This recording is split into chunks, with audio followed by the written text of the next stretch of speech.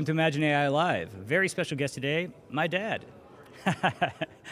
Toby Madden is a former retired economist from the Federal Reserve Bank, and he is also a prolific speaker.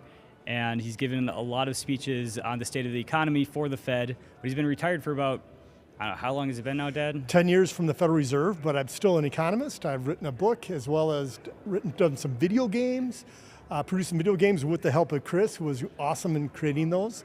I'm also getting into the economics of AI, and I think that's what we're going to talk about today. Is that right? Yeah, that's definitely what we're going to talk about because AI is changing, everything is changing, our economy is changing, our labor market. What are you, let's start with the gloomy picture. What are you worried about? Well, you know, you can get down about the bad economic policies of government and stuff like that, but I'm not too worried, and you know why? It's because AI is so awesome in creating productivity gains. And really, productivity gains is the key for an economist to say, that's how people live better. When you can produce a lot more at a cheaper cost, that makes life better for a lot of people. Now, there are some problems with that, of course, in that if you're making things more productive, that means some people that were doing those things are no longer needed to do those things. And so there's that big societal issue about how you deal with those people that were making a good living and all of a sudden have to pivot to something else. Yes, and I forgot to say, I'm your host, Chris Madden, and this is my father, Toby Madden. So,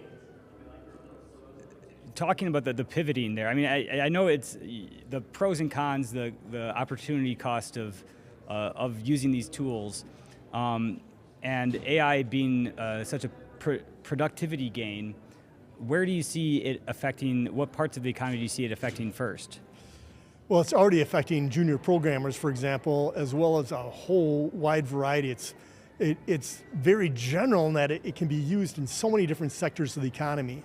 And what's evolving is that as AI gets better and people start embracing it and using it more, is we're finding a huge increase in output at lower costs. Normally that would be deflation. You'd have a bunch of stuff being created at lower cost, prices go down. However, the Federal Reserve pumps out cash, the government makes policies that increase the price, costs of things, but overall there's two big effects from AI. One is a huge increase in production, and the other is a huge increase in consumption. And it's so rapid and so fast that the only limit to the increase in production that we have is the technology of energy to produce this output. And the only limit we have on consumption is the human body's ability to consume things. And that puts a lot of strange things for the overall society and the economy, because if you're producing a lot more with a lot less inputs and people are consuming a lot more, what do you do when a lot of those less inputs are less people that need to work? And so society has to change, and there's various futures of society with this change that's happening.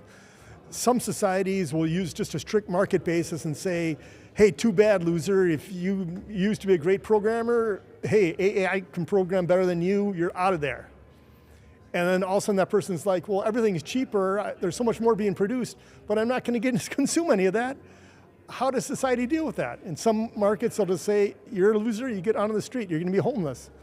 Other economies like China would be more like, let's share the wealth, let's have societal social credit systems, let's help out each other so that this abundance that's being created is kind of shared through a socialist model. And then you have other areas like Europe, the European models, which is, let's provide a safety net, let's provide an underlying level of consumption so that we don't have people starving on the streets. Even though the cost of food should go down with the increased genetics and all these other things that are going to increase with this. So I think one of the cool things that could change is universal basic income. Now, universal basic income means universal, everybody gets it. Basic means it's just to get by with your basic living, your food, your shelter, your clothing, and it's income. You get paid income that you can decide whatever you want to do with it. Now, the problem with a universal basic income is, how does that screw up incentives? How do you actually pay for it, et cetera? And any method to do that gives disincentives other ways and kind of hurts the economy. So one new way of doing it is through the central bank. In the United States is the Federal Reserve. As they push out cash and push out money to stabilize prices, because we should see prices drop with all this productivity gains. If they monitor and maintain, let's say, 2% increase in prices, they're kicking out a lot of money. And currently, the way that they do that is kick it out to rich people. People buy bonds, government bonds, and they throw the cash out there. The Federal Reserve buys bonds from rich people, and the money goes out to rich people. If you were to try to fund universal basic income through the central bank, which just, instead of increasing the money supply by giving it to rich people, gives it to everybody without preconditions so that you don't have any disincentives in the marketplace. And it's not going to stop people from wanting to work because it's just basic, and people are going to want more than just basic. If they make some more money, they're going to be happier. There's an incentive to make more money, up to about the $75,000 level, maybe $100,000 level, where then all of a sudden by that time they're like, well, maybe I'd like more leisure than spending time making more money. So it'll be interesting to see the possible futures that are going to happen with this over the next 10, 20 years, and how different societies are going to handle it. From a government perspective, how do you think, because AI is adapting and changing so quickly, how should the US government approach a technology such as AI? I think they should embrace it, possibly fund it. I mean, you have some countries that said, we're having a free subscription to ChatGPT for all our citizens, for example. That would probably spur innovation, spur the adoption of it, spur the increase the speed of these productivity gains. Another thing they should do is the government should say, hey, when we're educating you to be general learners, to be not just to say, I'm going to be a carpenter and that's all I'm going to do is be a carpenter. Make it so that you're going to learn how to learn and pivot.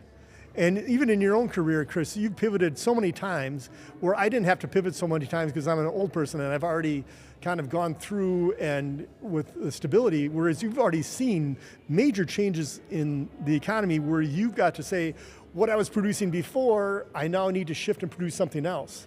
And everybody here at Imagine AI, they're all going to thrive from this because they're here learning the new techniques, they're ready to adopt, they're ready to move on to this, they're accepting it, they're thriving in it. So it's really cool to be here at Imagine AI because you have all these people that are moving and shaking and are causing these productivity increases. From an education perspective, for the young people in America, middle school, high school, what do you think is missing from US education?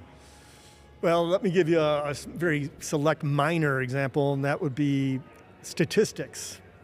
Statistics isn't a required course in high school, grade school. Maybe in college it is, maybe not. Whereas calculus is a required course in high school.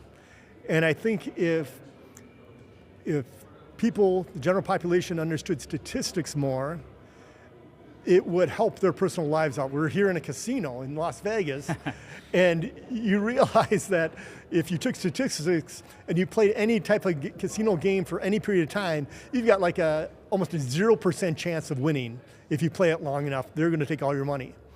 And now if people understood that, then they wouldn't necessarily get hooked. Their logic would overcome their impulse to gamble, and they'd gamble on other things like where they actually have a chance to be in their odds. There's a lot of gamblers here, but they're not gambling at the tables. They're gambling with AI that this will be the next best thing for AI. We have next gamble, take a risk to expand on this part of AI, reap the rewards. If AI shifts or surpasses them, they'll move on to something else.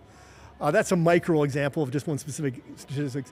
I think a bigger example of education is to reconfigure how education is done in the United States and around the world, which is instead of kids going to class at 7 o'clock in the morning or 8 o'clock in the morning and getting out at 3 o'clock in the afternoon and just being in front of a teacher and with a class and everybody just going at the same pace, is to use AI and other advanced education techniques for 2 or 3 hours a day where they could get 8 hours of learning done in 2 or 3 hours at their own speed, and then use the other 5 or 6 hours during the day to do community service, to collaborative things with their classmates, do extracurricular activities where they're learning hands-on with their hands and feet and how to interact with people and how to better society. Yeah. I think that change, and I think there is a test going on in Arizona right now in a school district where they're attempting this model, where they're going to have people learn at their own pace through a guided, automated method that's geared to each individual for just a few hours a day, where they can get a lot of content done at their own pace, and then have that interaction with their classmates so they get the social skills and the whole thing of how to deal with other kids and all that other stuff, as well as feel good about, oh, look at, we cleaned up a highway, or we made a new playground, or we have certain projects that can help society. So you were a backup speaker here at Imagine AI Live, and in the case that somebody fell ill or couldn't make it, is there anything that we missed in your talk? We talked about some of the things here. Is there anything else you'd like to bring up So now? I pretty much gave you the nutshell already. Me being a professional speaker, somebody say you got to speak in 5 minutes, boom, I'm there, I can do it. Yeah, we can tell, yeah. And the speakers today were outrageously good. I mean, it was just amazing how good those speakers were, most of them were anyway.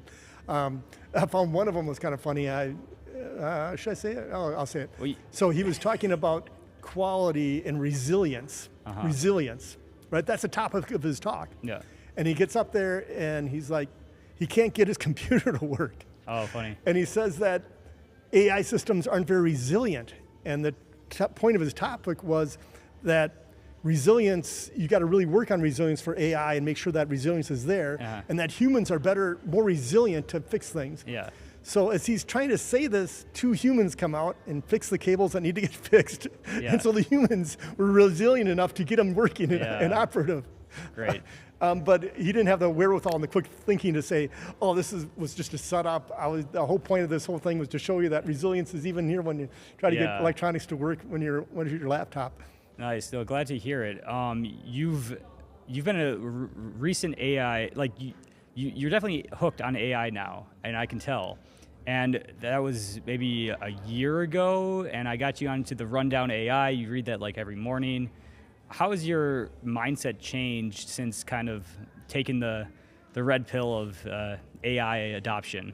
So in addition to being an economist, I'm also a lifelong entrepreneur. And I've started many businesses, even since the age of 5. And what a natural entrepreneur sees is profit opportunity, and that other people don't see. It's like, if it's really hot and people are thirsty, quick, lemonade stand, boom, you know. But what I'm finding now, which really excites me, is there are so many profit opportunities with AI, because you have these insiders like the people that are here that know what's going on and how to use it and how to make other people, and then you got a vast majority of people out there that really don't get it or don't embrace it or don't know how to integrate it into their systems. So there's so much opportunity to make money in this. It's driving me nuts, because I'm like, oh, you can make money here, oh, you can make money here, oh, look at me. And so all of a sudden you're like flock shooting, you try to shoot and you shoot bang at the flock rather than zero in on a particular duck and bam, and knock it down. So that's what I'm kind of thinking about now is, okay, rather than just do a little bit of this and a little bit of that, and a little bit of that, and just try to do whatever, it's like, hey, here's a really good opportunity. Let's just focus on one opportunity for the next 3 months. And that's all it has to take to start a brand new product and a brand new project and get that done, see if it works. If it works, bang, you get a bunch of money. If you done it, oh, I thought it was gonna make money, it doesn't, or the marketplace changed, or AI, it already leapfrogged it or whatever. And so you gotta get in, make the money, then get out when you have the chance. All right, anything else you'd like to tell the audience? This is going out to, we got 100,000 people across platforms here. Yes, so it's valid to be concerned about AI's negative impacts. So be aware of those. You know that it hallucinates, know that it can cheat, know that it can do certain things, and realize that, but still don't, because of those things, stop doing all the things that are going to make life so much better. So try to use it to its best beneficial things, and when it tries to do the bad things, identify it and make sure you're aware of it and cut that out and don't use it. Any thoughts on the inevitability of this technology and people that choose to ignore it? And Inevitability of it. Well, like one speaker said this morning, even if you stopped advancement of this technology now, to say we're not going to advance this technology anymore right now. For the next 10 years, we have a huge increase in productivity just because everybody, it hasn't disseminated through society, it hasn't disseminated through all the different areas that it could be disseminated through. It's starting to. I mean, certain people are doing this and they're finding new proofs for math, they're finding new drugs for medical devices, they know how to fold proteins, etc. Just this technology that we're at right now still has a lot of legs left in it. Yeah. So it's going to happen, and you might as well enjoy it and get on it in the ground floor when there's a lot of profit opportunities. Amazing. Well, thank you so much, Toby, for sitting down with me. And thanks again, Chris. And I'm very proud of you and all the work you've done. It just blows me away how much you're doing here and all the great things you're doing. Thanks. Well, it's a very proud moment for me, too, to be able to invite my dad to an AI conference that I started. So thanks for being here. All right. That's one small step for man.